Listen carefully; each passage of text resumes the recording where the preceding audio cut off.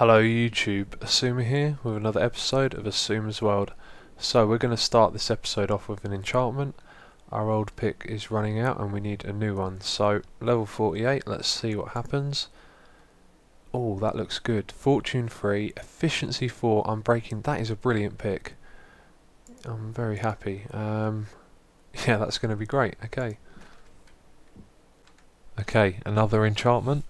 We got a good one last time, so let's hope for another one. We're going to go with level 48 and efficiency 5, unbreaking 3. That's great. That's exactly what I wanted. So this one here is going to be our tunneling pick for the mine shaft.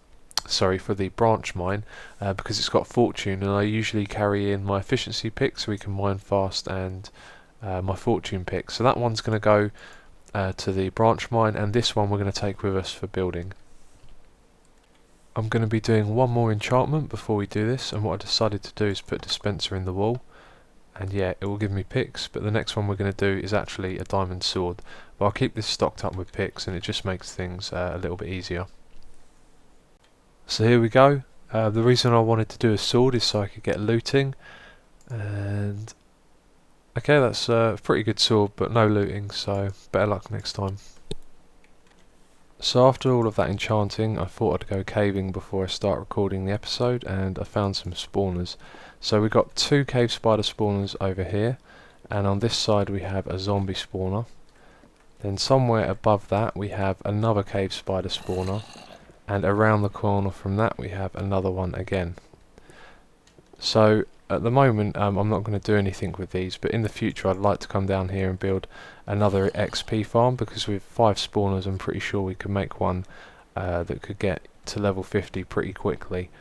And another tip for you as well, if you're exploring mine shafts and you've got a good sword like I have, take a cheap one with you. I'm not sure if wooden sword would be faster, but yeah, it just saves using your good sword, and I had an iron one with me, so I decided to use that. Anyway, let's get back on track.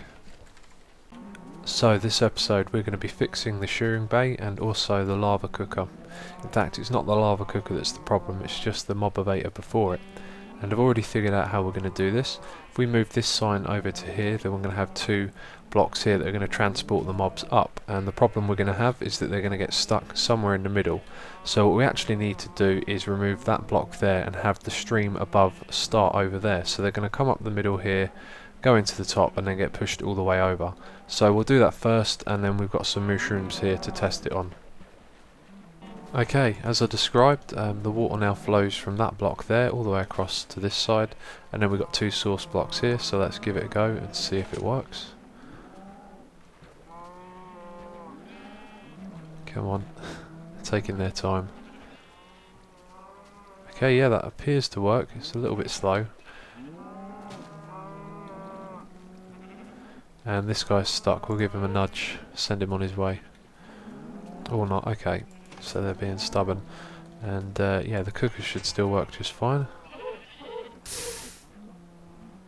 Okay, that was interesting. Not quite sure what happened there. I'll have to check the wiring. Okay, so the wiring is untouched, it's all fine. What I think happened is they'd already taken some damage before, so they died quickly, but it might mean I need to improve the timing on this, because they were probably exposed to the lava for a little bit too long. Okay, I've changed the timer, and the mushrooms are only going to be exposed for a moment now, and then it pushes back up. And it's also 2 repeaters that I've set back to default, so I can actually remove these 2 and make the whole circuit smaller. And as well as that, I'm going to remove that block of iron, because it seems like a waste. You hardly notice that it is iron, so when I use iron as a building material I want it to be noticeable. And time for a quick test. There we go, that works now. So the next thing to do is the shearing bay, and the obvious solution to this is to drop down the water by 1 block. But that's something I don't want to do, because I want the room to be level like it is at the moment. So what I'm thinking we should do is put in more of these item pushers and put them where the dead spots are. But the other good idea we've had from people in the comments is that we should have it by default being inverted, so it would be like it is there, and then when we press the button it will retract and then do this motion here, which I think is a much better way of doing it. So what I want to do now is count out the water and see if we can arrange where the dead spots are going to be better. So I was thinking perhaps we could have all of our item pushers on this side rather than here. So I've changed the wiring down here. As you can see, this torch is on, powering the block above which powers that piston, so it's extended by default, and so are both of our double extending pistons. And what I've done is I've removed the pulse lengthener, and then I've branched off the wire here to control this piston. So let's go up top and see it in action. Oh, and there's that torch I was talking about. And it's not the smoothest, but it does work if we have a look. Or at least it works in theory, so we should probably test it. Okay, all the items have gone down. Okay, that's good. There's one more thing I want to test though. I wanted to see if we could put a glass block here and have the items get pushed into the transparent block. So we'll try this again. All the items have fallen down. Okay, we can't get... That's a shame. I've decided that I'm going to leave the dead spots where they are. It doesn't make much sense to move them around at all. So we're going to build an item pusher over here and another one here. And yeah, I'm going to go ahead and build that all, and you'll see it when it's done.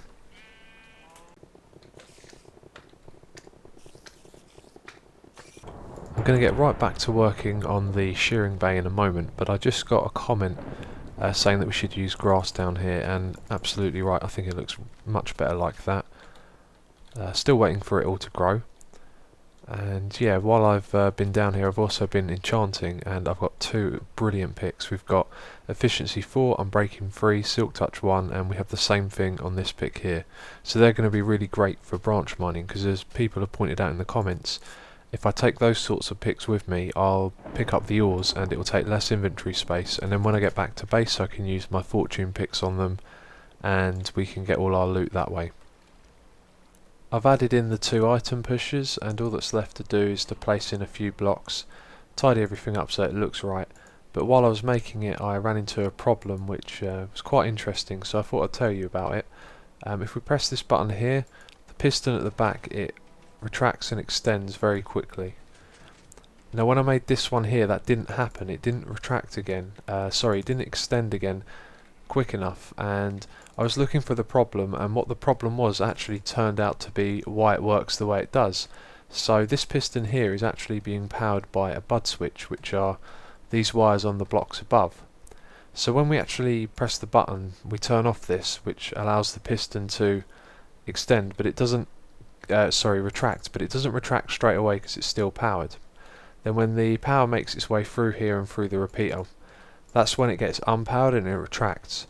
But then the button pulse ends and this wire comes back on, so it's basically a pulse shortener. And yeah, it took me a while to figure that out, and now I've implemented it on the other two, so everything works normally. So with everything finished, I think now's a good time to do a test. And I think this time it's all going to work, so let's see what happens.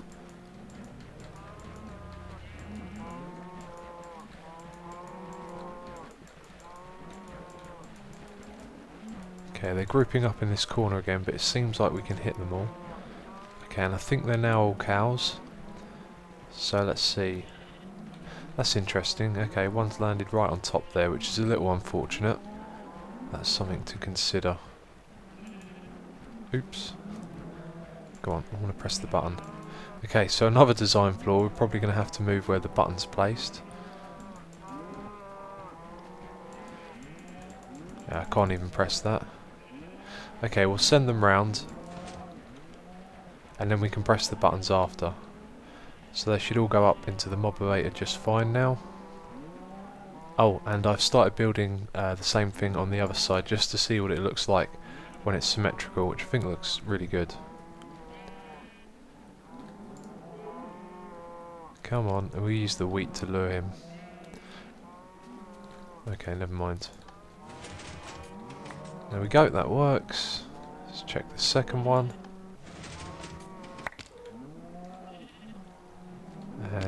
happened there. Okay, and the third one. And we'll wait for this guy and then we'll use the lava cooker.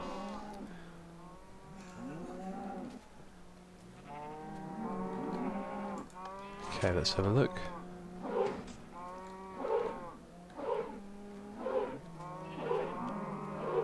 Okay, it's interesting that some of them are dying at different times as well. But there we go, that's a lot of leather and cooked steak as well. Okay, I was lucky enough to notice this. One of the mushrooms didn't go in fact it nudged itself over the side here. I haven't seen this happen before, so I guess if you have an animal breeding machine of your own, it would probably be a good idea to put extra glass blocks on top of here, and I think that's what I'm going to do now, once I've got this guy back into the little cell. Okay, I've added all the extra glass, so hopefully that won't happen again, but I'll keep my eye on that for sure. So every time I've breeded some animals, I'll pop up here and make sure everything's alright. So I've just got back from some mining and I've got some things I want to share with you. First of all, I took a speed potion with me and that turned out to be really useful because I got lost and I had to dig my way to the surface and then I could run home really quickly before the sun set. So I'm going to be making some dispensers around the base and brewing a lot more potions. As you can see, I've got some more brewing stands. And yeah, so I used my silk touch pick when I was mining, so I get lots of stone now, which is good. And also I get ore blocks which save on storage space, so I'm going to be doing that for sure. I've got 2 of these picks, so we won't run out anytime soon, and I've been doing lots of enchanting and keeping on top of them as well. So I'd like to share with you something that one of my subscribers shared with me. Zir for the win takes credit for this. This is really cool. He figured out that you can actually craft a melon block like this, which is something I didn't know, and I imagine quite a few other people didn't know as well. So what's cool about this is that when we go caving we need to take some food with us, and the chances are if you've got a full stack of steak that you're probably not going to run out when you're mining, but you only get 5 or 4 bars of hunger from it. Now I think a melon block on average drops between 6 and 7, so taking a stack of melon blocks with you and breaking them when you need to eat should provide you with more food or hunger overall than any other food source, so that's something to consider as well. I'm on my way back to Atlantis, and now that we've finished the shearing bay and the cooker, I thought I'd come up here and have a look at the thing from above, because what I'm planning on doing next is building that wheat farm, and I've considered having a glass roof for it, so the floor down the front here would be made out of glass and we'd be able to see all the wheat and light coming from underneath it as we approach, and I think that would look quite nice. So I'm going to go down there and start building the roof and see what it looks like. So I found what I guess you could call a bug, and I think it looks really cool. We can see the ocean as if it didn't have water in here, but yes, we are in the ocean, and I'm at the bottom of the floor outside Atlantis, and I'm trying to figure out what height I should put the glass down at. And although it's level here, it drops down a few blocks as well before it levels out again, so I'm thinking of making the glass roof at this height here, and that means we'd have to dig away all of this here, but I think that could look good because it could give us an opportunity to put a wall underneath this lapis and glowstone and do something with that as well. So overall I think it's going to look quite good. I've just got to figure out the height, and I think I will do it at that one. I've added a small section of the roof here so we can swim up and have a look at what it looks like from above. It looks okay from here, but we're never really going to be underwater when we look at it. So yeah, I think that looks really good. And the first thing that comes to mind is shape. I think maybe it's best to make this roof a crescent shape or something along those lines. But anyway, I'll think about it before I make my decision. By making this room we're going to get a lot of resources, and I can't keep taking trips back to my storage area, so we need to build one here. And I think this is going to be a good location right here. We can stack double chests 3 high because this is a half slab, and then we can make this one an upside down half slab, and we'll do that because that's part of the stairs. And then that means we'll extend this room out a little bit further. So on either side I was thinking we could have a doorway leading down to the redstone rooms for the item pushers, and there's something else I want to put there as well, but I'm saving that for another episode. So next I'm going to build this little storage area, and then we'll continue with making the wheat room.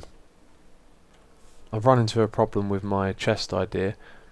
We have a half slab here and another one here that's on the higher side of the block, so it gets this look which is something I didn't consider, and I don't really want that above my chests.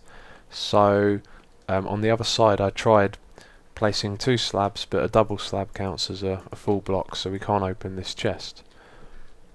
So I'm going to have to go back to the drawing board and try and come up with something different. I've had 2 ideas on how we can lay out the chests, and this is one of them. I think there should actually be a bigger gap between the 2 and maybe a jack-o'-lantern in the wall for lighting, and it looks okay, but I think the other idea I had is better. And this is the other idea I had, to have them going downwards and sloped.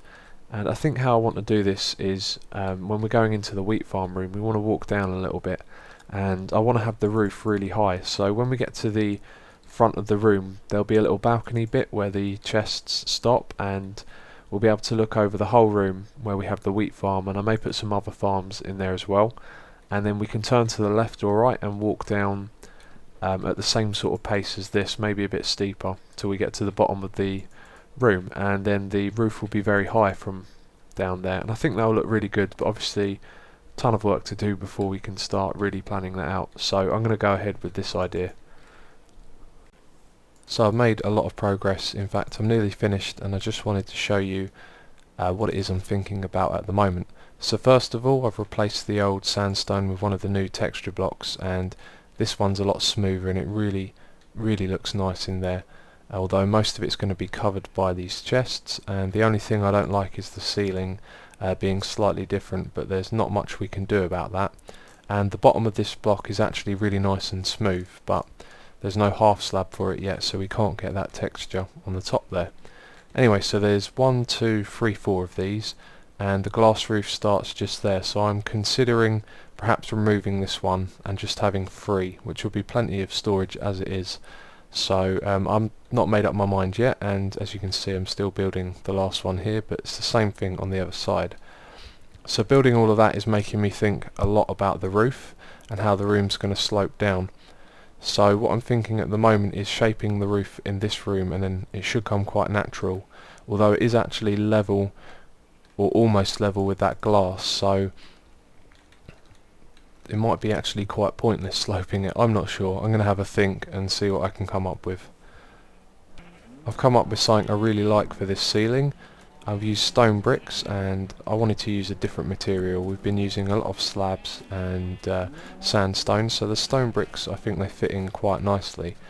So at this height it's going to be, at this part of the room it's going to be at this height, and in the middle of the room we're going to have it higher up, and I've used upside down stairs here to give a sort of a lip that's going to go all the way around the room, and then I've used half slabs for the ceiling, and the reason for this is because the grass is this level here, and I actually wanted the ceiling at that height so it was in line with this bit, but it's not too big of a deal. I think it looks quite nice like that, and it also creates this lighting glitch, and I think that might get fixed. It probably will eventually get fixed, and if it doesn't, then I guess we can always replace this with full blocks, so it wouldn't be the end of the world.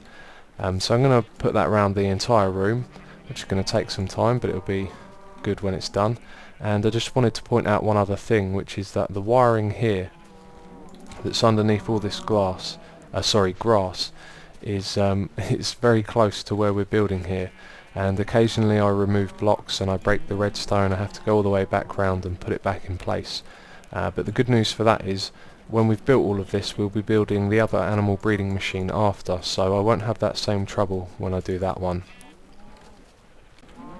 I've finished the ceiling, and I used my silk touch pick to mine away all the stone, so then we didn't have to smelt cobblestone and just turn it straight into stone bricks. But there's a big problem. The lighting glitch is a lot bigger than I thought it would be, and this is the kind of thing that I don't want to wait to get fixed, because yeah, the size of it basically. So what I'm thinking is I'll try a few things, see if I can get it to disappear, but if not we can go around the outside, and I think if we replace all of these upside down stairs with normal stone brick blocks, then it should go away. Well, as you can see, I've tried to put in a jack-o'-lantern to get rid of this lighting glitch, and that didn't work. And I think I might actually have some lighting like that in this room as it goes, because I don't want to have all of these torches everywhere on the floor. But I'm not going to do that now. I'm going to get rid of this and have it how it was before. Turns out that not even the full blocks will stop the lighting glitch, so I guess I'm going to go and put all the stairs back, and then we'll have to leave it at that for now, and hope that Jeb fixes it. I decided that next I wanted to work on the floor, and I really wanted to try out what the birchwood planks would look like here, and I really like it. It's a little bit dark in here at the moment because I removed the torches when I was digging up the floor, and in fact it looks even better when it's lighter. But what I want to do at the moment is actually put in more of this sandstone. I think there's a little too much wooden planks, so I'm going to put them going down here, and then I want to play around with the lighting and see if we can find a really nice way to light up this room. So I've removed those chests, and they were full of items I was using to build, and I've organised them. I've put, you know, the different materials in different chests, and I realised something when doing this. That we have different types of things we take around with us. So we have materials like cobblestone that, you know, there's lots of, we can leave it here and it won't be missed. But then there's other materials like weapons, our picks, food, buckets, potions, all this sort of stuff that we actually take around with us a lot. And as well as that, we've also got the rarer sorts of things like gunpowder and bones. And yeah, there's two things I want to create for this. I want to create something that's quite simple, which is literally putting a chest in a more obvious place, and that will be where I drop off my valuables like this that I'm going to pick back up after I leave this place. And the other thing I want to do is create a minecart chest system, and I want to have it so we can send back resources like this that we want to send back to our main storage area, which is a temporary one over at the treehouse at the moment, but that's where the proper one will go as well. So that's something I want to implement. I'm not sure where to do it yet, but I'm keeping it in mind, and I'm not going to do anything with that this episode. But what I'd like to know is what's your thoughts on that, if any of you have any good solutions or ideas, and yeah, hopefully we'll find something that we can implement later on.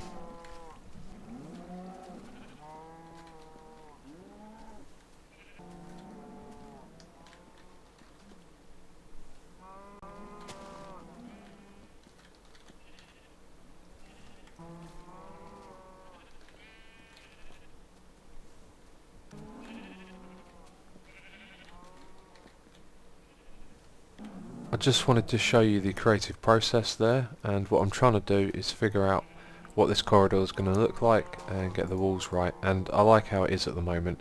We've got these wooden planks now and the sandstone half slabs, and just over here we're going to have the entrance to the redstone room. And what I'm thinking at the moment, there's two things. First of all, I'm thinking about getting rid of these half slabs. I really like how it looks where we can see the slabs underneath the glass and we can see the water as well. And I think that'll just look a lot cleaner. And the other thing that I want to do is sort out the roof as well. And what I want to have is a roof that slopes down at the same pace as the floor does now. And then when we get to this bit here, it will go up and meet the glass where it is. And then I'm going to get rid of this bit as well and put in a sort of utility area.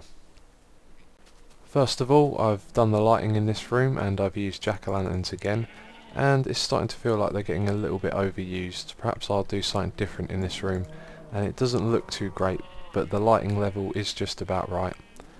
But anyway, I've finished the corridors down here, and on this side we have an entrance to the redstone room as well as the other side, and I've been thinking about having a panel like this with some pistons behind it so we can have a seamless piston door. And I've also finished, or at least started, the balcony, but finished the front of this. We have the utility area here, and then we've got these nice sandstone pillars that look like they're holding up the structure. And at the top here I've matched up the ceiling with the glass, so we have the row of stone bricks and then sandstone above it, and I think it looks really great. So next episode we're going to be building the wheat farm, and we're going to do a huge dig. We're going to dig out a really big area, and it's going to be a lot of work but also a lot of fun. So thanks for watching, and I'll catch you next time.